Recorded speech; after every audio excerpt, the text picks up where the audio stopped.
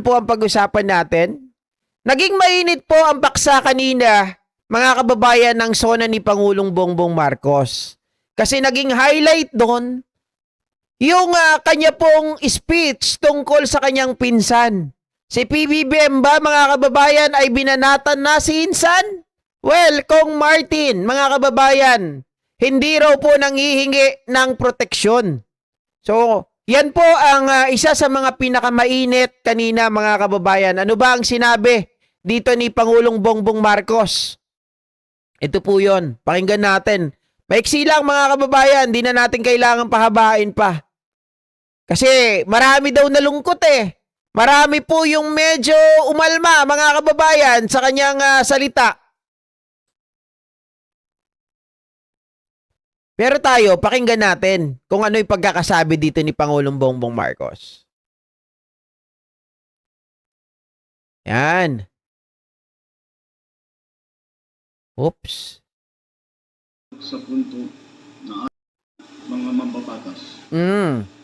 At dumating na tayo sa punto na ayon sa ombudsman ay malapit na ang paghain ng patong-patong na kaso laban sa dating speaker. Okay. Masakit man sa akin ito. Ngunit kailangan natin gawin. Hindi ako pangulo ng aking pamilya. Okay. Hindi ako pangulo ng aking kaibigan.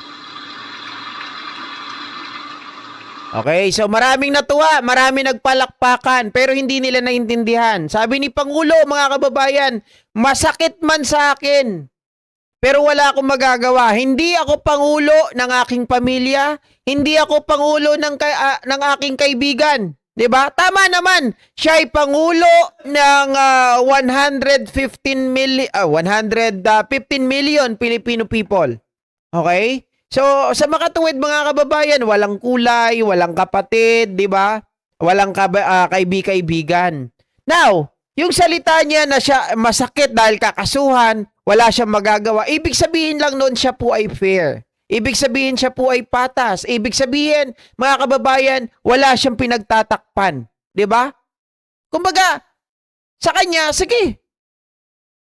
Due process. 'Di ba? Kung patong-patong man 'yan, kung may kasalanan yung pinsan ko, go on. Kaya lang nakita natin ano ba, mga kababayan, yung mga ebidensya. Ano ba yung mga ebidensyang gagamitin? Doon sa 8 sa 18 kargador. Ano ang sagot ni Martin, mga kababayan, kay Pangulo? Ang sagot niya, masakit man ito sa aming pamilya, iginagalang ko ang pahayag ng Pangulo. Hindi ako kailanman humingi ng pabor or espesyal na pagtrato.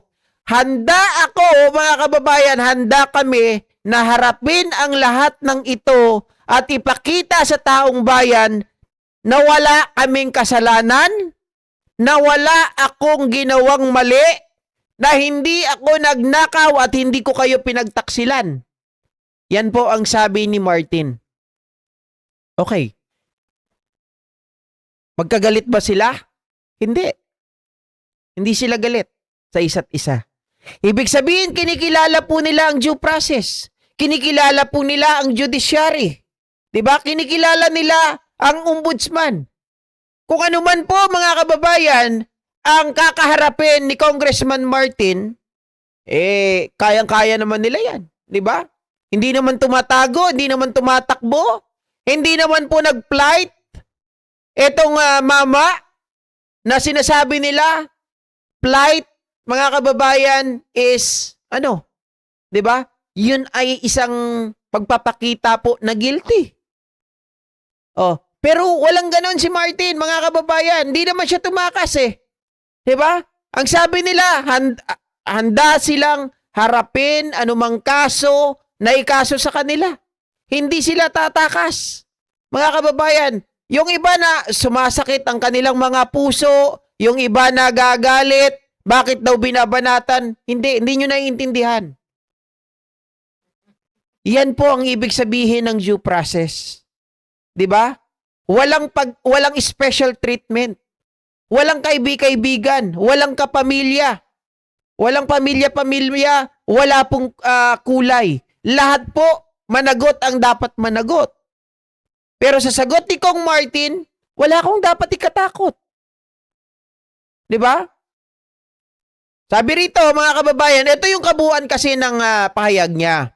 Masakit man ito sa aming pamilya, iginagalang ko ang naging pahayag ng Pangulo. Hindi ako kailanman humingi ng pabor or special na pagtrato. Sang-ayon ako na gawin natin ang tama. Ang tama ang sumunod sa proseso at hayaan ang ebidensya ang magsalita. Naninindigan akong wala akong ginawang anumang labag sa batas at handa akong patunayan ito. Yan po ang kanyang sagot. Wala siyang, kumbaga mga kababayan, wala siyang sama ng loob sa kanyang pinsan kasi kung sa tingin ng pinsan niya ito yung tama, sabi niya, sundin natin ang tama. Sundin natin ang proseso ng batas. At hayaan natin ang ebidensya ang magsalita.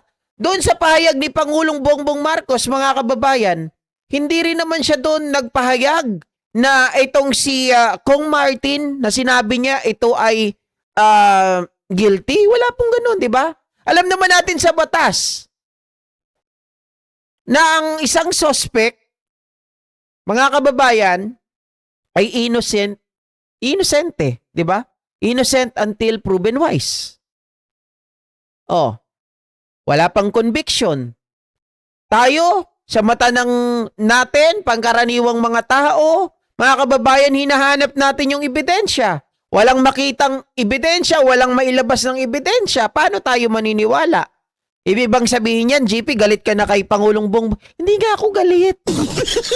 Ibig kong sabihin, si Pangulo dito, mga kababayan, pinauubayan nilang parehas sa ombudsman. Diba? Ang proseso, kung ano ang kahihinatnan. Di ba sabi nila, mga kababayan, na sundin natin kung ano ang binabagtas ng ebidensya ay doon tayo. Diba? Yun din ang sinasabi ni Kong Martin. Kung ano ang sinasabi ng batas, hayaan natin ang ebidensya magsalita. Naninindigan akong wala akong ginawang anumang labag sa batas. Oh, ibig sabihin siya po ay certain, siya po ay naniniwala, mga kababayan, na kaya nilang lusutan ito, na kaya po nilang tayuan. 'Di ba? Na wala po silang ginagawang mali. Kaya nga, pinapaubayan na sa ombudsman ang kaso. Hayaan na gumulong ang batas. Hayaan ang proseso. Di ba? The evidence will speak for itself. Sa akin, ganito. Kung kay Sara Duterte nga, dapat ganito eh. Hayaan na lumatag. Hayaan na ang proseso ng batas. Hayaan natin ang ebidensya na magsalita para sa iyo. Di ba? Kung wala kang ginawang kasalanan, mga kababayan, di ba patunayan mo, harapin mo yung kaso. Kasi, unang-una, ito ang mag-aalis sa'yo, di ba? Mag-aalis sa'yo sa kumunoy. Ito ang magliligtas sa'yo sa kahihiyan. Ito ang maglilinis sa iyong pangalan. Di ba? Although sabihin natin, sige, inuurat ka ngayon, kinakasuhan ka, pinagbibintangan ka. But then again, mga kababayan, once na ito ay naligtasan mo, nanalo ka sa kaso, di ba? Maliwanag na nalinis mo ang pangalan mo. Yun ang pagkakaiba ni former Speaker Martin Romualdez kay Sara Duterte. Kasi kay Sara Duterte, mga kababayan, nandiyan na lahat ng ebidensya eh. Pero pilit pa rin nila na sinasabi na wala siyang kasalanan, hindi siya korap, pero ayaw nilang ilabas yung AMLA, ayaw nilang ilabas BIR records, ayaw nilang ilabas yung mga bank records. Pero si Martin, all out. Diba? Sige. Kasuhan nyo. Aharapin namin yan. Walang problema. Hindi kami tatakas. Oh. Diba? Yan ang isang halimbawa ng masasabi ko sa ngayon mga kababayan, hindi ko tutuldukan yung aking statement. Yan ang masasabi ko sa tao na tapat. Yan ang masasabi ko kapag ikaw po, mga kababayan, meron kang guts, meron kang tapang na harapin ang mga kaso mo, ibig sabihin yan, malinis ka. Ibig sabihin yan, mga kababayan, wala kang tinatago. Pero the fact na ikaw, mga kababayan, iwas ka ng iwas, delaying tactics, technicality, di ba? Napakahinang mga ano yan, argumento yan. Lalong-lalo na sa technicality, ayaw mo matuloy ang impeachment, ayaw mong matuloy yung mga kaso sa'yo, dadaanin mo sa technicality, may tinatago yan. Pero kapag ikaw, humarap ka, mata sa mata, di ba? Chin up ka pa rin kapag humarap sa tao. Alam mo ang tao, walang tinatago. Loko-loko rin to si Argo. Huwag kang pumayag, Martin, gumanti ka. Di mo nila ugali yan? Di ba? Ugali lang yan ng mga Duterte. Argo. Yung gumaganti. Oh. Di nila ugali yan. Nakita mo nga, oh. Sa ibang tao yan. Sasabihin nila, ba't mo ko nilalaglag? Pero makita mo yung statement, professional. Sabi niyang ganun. Mga kababayan, sang-ayon ako sa sinabi ng aking pinsan. Gawin natin ang tama. Ang tama ay sumunod sa proseso at hayaan ang ebidensya magsalita. Even PBBM, mga kababayan, didn't say anything against former Speaker Martin Romualdez. Diba? Ano lang yon, mga kababayan, yung sinabi niya, nalulungkot ako dahil nabalitaan ko na patong-patong ang mga ikakaso sa former speaker. Diba? Pero, he didn't say anything bad against the former speaker. Oh. Sabi ni Amber Sabiron, kaya nga idol kita, Sir JP. Wow, thank you. Correct, agree ako sa iyo, Sir JP, kung wala kang tinatago, harapin mo ang kaso. Sabi ni Ma'am Teresa Raza. Oh, yan ang statements. Diba? Ma'am Alin Arsenas? Yan tama talaga yun eh. Doon sa kanilang salita, walang bitterness eh. Walang pagbibintang eh. Although, hindi kasi pwedeng mag-side si Pangulong Bongbong Marcos. Kaya sinabi niya, 'di ba, wala siyang ano sa'yo, good luck na lang sa'yo. Pinsan, wala mga ganon, 'di ba, Kapdong? Salamat sa'yo, Kabsat, ha. Wala mga ganon. Pero mga kababayan, sa kanilang pananalita, walang hate eh. 'Di ba? Walang hate. Parang deep in my heart, sinasabi ni Pangulong Bongbong Marcos, kaya mo yan, pinsan. Diba? Kung wala kang tinatago, wala kang kasalanan, malalagpasan mo yan. Diba? Kaya nga ang sagot ni Martin, sang-ayan ako na gawin ang tama. Ang tama ay sumunod sa batas, sa proseso, at hayaan ang ebidensya na magsalita. Naninindigan ako, wala akong ginawang anumang laban sa batas, at handa akong patunayan ang lahat ng ito. Diba? Meron bang bitterness doon? Kasi kung iba yan, mga kababayan, kung ano-ano ng mga sinasabi niyan. At alam nating lahat, mga kababayan, whether you like it or not, si former Speaker Martin Romualdez is one of the reason, diba? Hanggang ngayon, si Pangulong Bongbong Marcos ay nakaupo pa rin. Without Martin, mga kababayan, baka matagal nang napaalis si Pangulong Bongbong Marcos.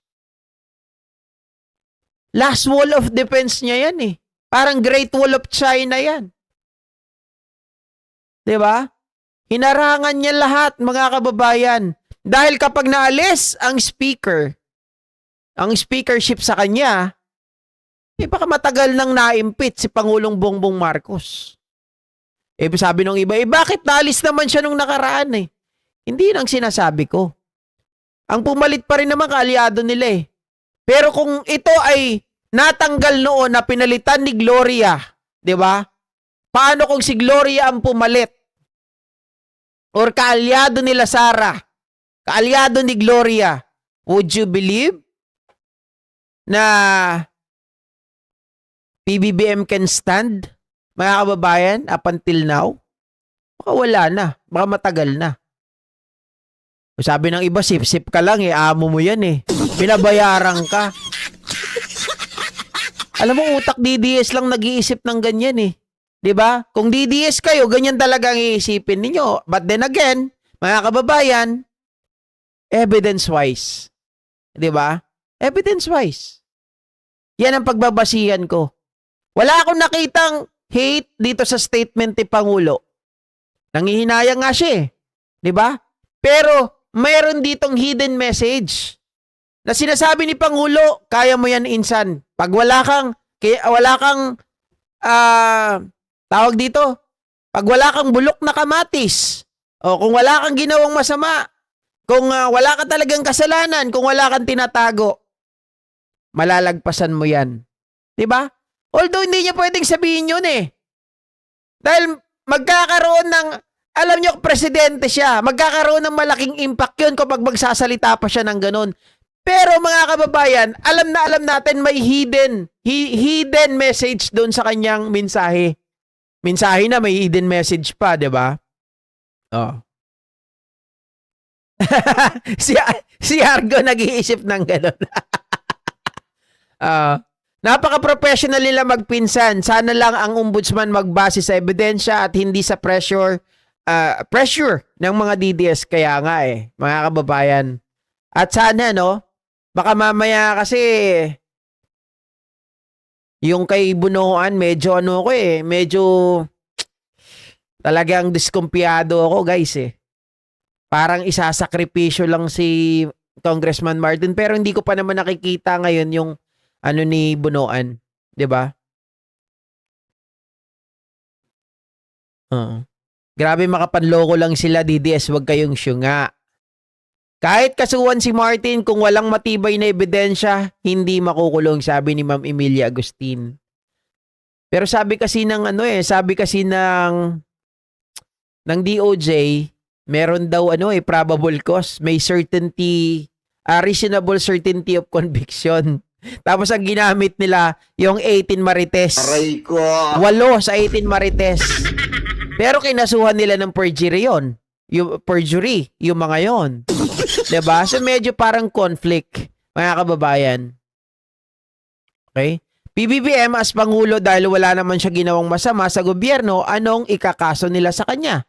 No. We're not talking about PBBM. We are talking about former Speaker Martin Romualdez. Okay? Ma'am Tara Bruce, dan like na wala ka kanino. Yun nga po, Ma'am Tara. Nagulat na lang ako. Hindi na ako makapag-live. Di ko alam kung bakit. Kasi siguro, pag-prompt nung vlog natin dito sa bahay, puro karahasan ka agad. Parang dinilit ni YouTube yung yung live ko. Bigla na lang nawala. As in, nawala. 'Di ba? Tapos doon naman sa rally kanina, doon sa zona ng Pangulo, mga kababayan, nag-overheat yung cellphone ko. 2 cellphone, nag-overheat. Aray ko. Hindi kinaya. Kaya nga, nagtatanong ako doon sa mga kaibigan natin, ano ba yung mga cellphone ninyo? Hindi man lang ako makakita ng cellphone. Yung isang cellphone ko, bago lang yun eh. Hindi man lang ako makakita ng kagaya ng cellphone ninyo, tumatagal sa araw. 'Di ba? Tumatagal sa initan. Yung sa akin, Diyos ko, 15 minutes, pinakamatagal, 30 minutes, gumaganon na kaagad, tapos automatic shutdown.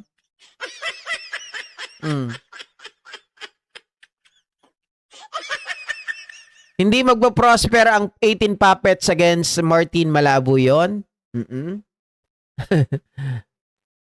Ricardo Hezuro, shoutout po. Ano ba yan? Sad naman.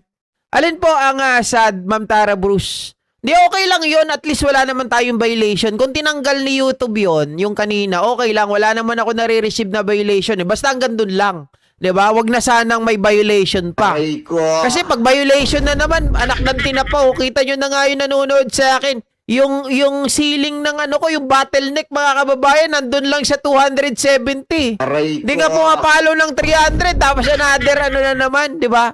Another na naman na violation, aray ko. Oh.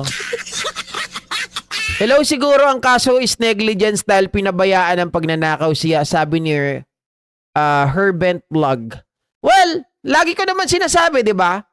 Parehas po tayo ng pahayag na kung may kaso si Martin, negligence. Di ba? Neglect of duty. Kasi, mga kababayan, pinabayaan niya eh. Masyado siyang naging complacent dun sa mga tao niya sa baba. Di ba? Oh. Aray ko. Aray ko. Oh. Ay, nako.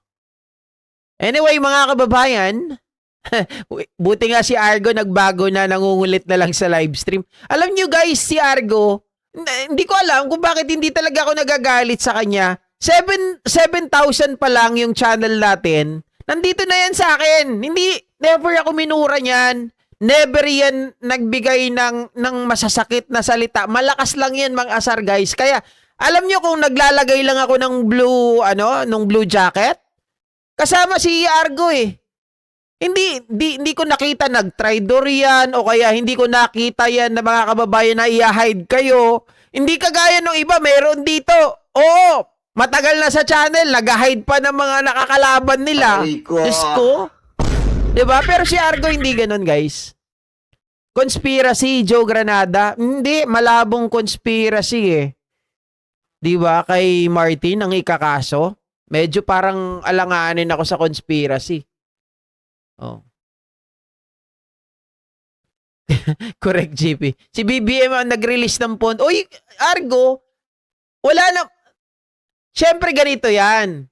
Argo. Si PBBM, trabaho niya talaga na mag-release ng pondo. 'Di ba? Pumirma.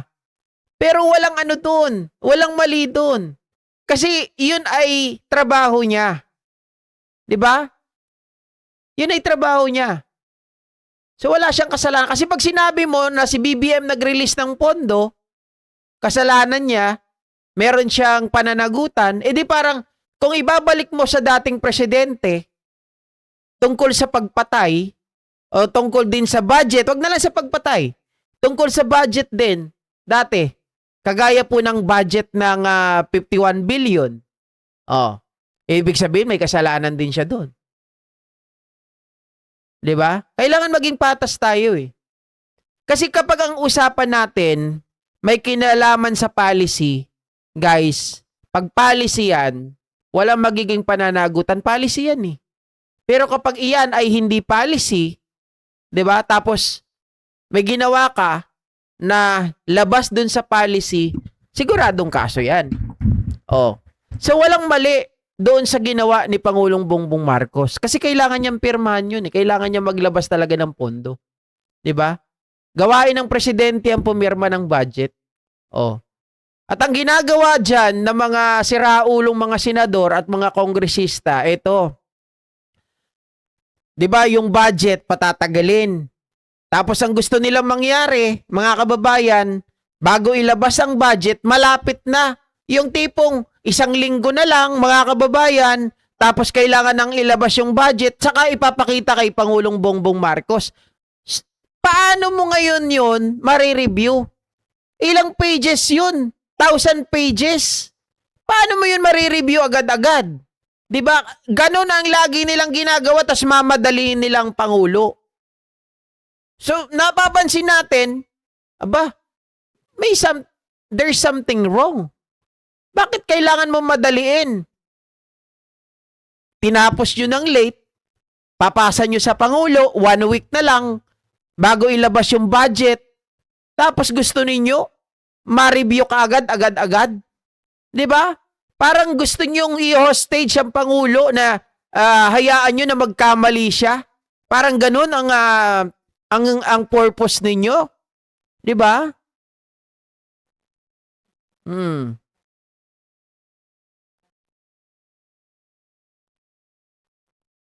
Oy, belated happy birthday, Mami Z, ah.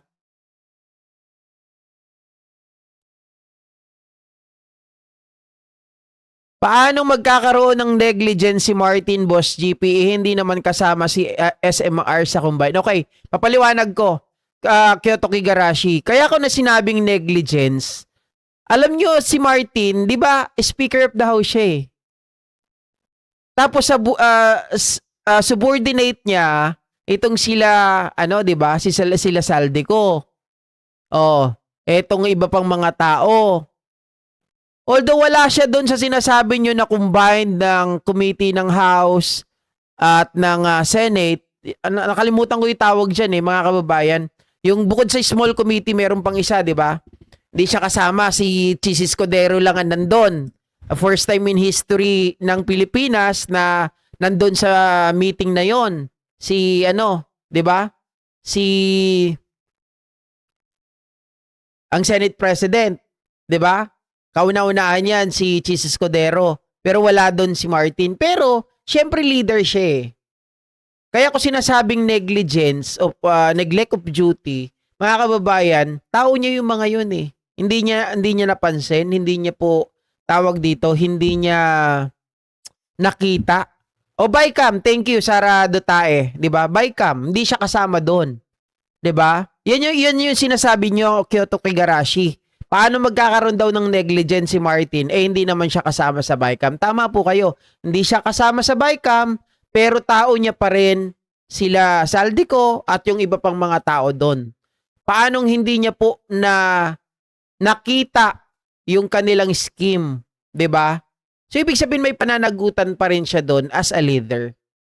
Oh. Oh, tao niya 'yun eh. 'Di ba? Sara Dutae. O hindi ako Martinico kayo talaga Tinatawag niyo akong Martinico. Hindi sa akin ebidensya lang. Evidence-based kasi ako. 'Di ba? Huwag niyo ako tawaging Martinico dahil hindi naman ako naging tao ni Martin. Hindi ako bayaran ni Martin, 'di ba? Dito nga lang ako sa bahay eh. Although minsan dati naiimbitahan kami sa Congress, pero never ever kaming naging tao ni Martin, no? Ang gusto ko lang talaga kay Martin, mga kababayan, mas mabilis. Mabilis kumilos at napag-isa niya yung Congress. At isipin nyo binabanatan nyo si Martin nung panahon ni Pangulong Duterte, yung mga ambulansya ninyo, alam nyo kung ano yung mga ambulansya nyo dati? Kakarag-karag, 'di ba?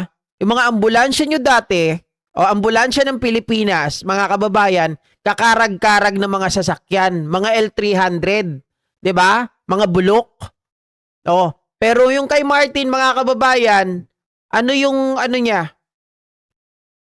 Yung mga emergency ano ninyo? 'Di ba sa iba-ibang mga lugar? Buong Pilipinas. Yung mga sasakyan, mga kababayan, 'di ba puro ano 'yun? Mga deluxe. High-ace deluxe. Mga bago. Maraming naisasalba. Samantalang dati, mga kababayan, bulok na L300 or yung luman-luma na hindi na makatakbo ng maayos. 'Di ba? 50-50 ka na, baka hindi pa maging 50-50 pag tinakbo ka sa ospital. Baka 20-80 ka na. Style Starex.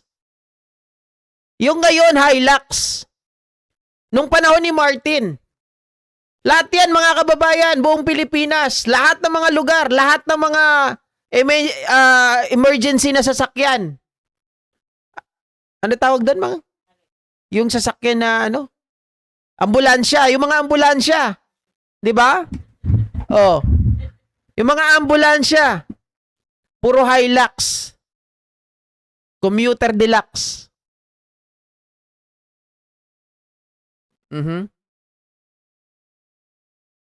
Tama na yung machine. Pinabayaan ni Martin na kumilos yung mga yon na hindi niya po pinupuna. Na kumbaga, akala niya kasi itong mga taong ito mapapagkatiwalaan, yung pala gumagawa na ng katarantaduhan. 'Di ba? Toyota Grandia Hi-Ace tapos yung iba naman Commuter Deluxe. Magkamukha kasi ang Toyota Grandia tapos yung Hi-Ace Commuter Deluxe. Mga kababayan, mas mahal lang ng konti yung Grandia. At saka ang pinagkaiba lang nila, yung Grandia, mga kababayan, yung upuan, tapos meron siyang, yung auto-navigate, yung kusa siyang aandar, isiset mo lang. Yun yung Hi-Ace. Tapos yung Grandia, magkamukha yun. Bakit ko alam? Yung sasakyan ko ganun eh. Oo. Ambulance. Oo. Kapag, ka-GP, kapag na-disbar ba, hindi na ibabalik ang license nila? Ano pa rin, tawag dito mga kababayan, depende po. Depende. Kapag ang disbarment na lumabas, yung tinatawag po nilang finality, meron kasi yan, yung iba, disbarment for 6 months, suspended for 6 months, or totally disbarred. 'Di ba? Meron naman iba na reinstate. So depende po.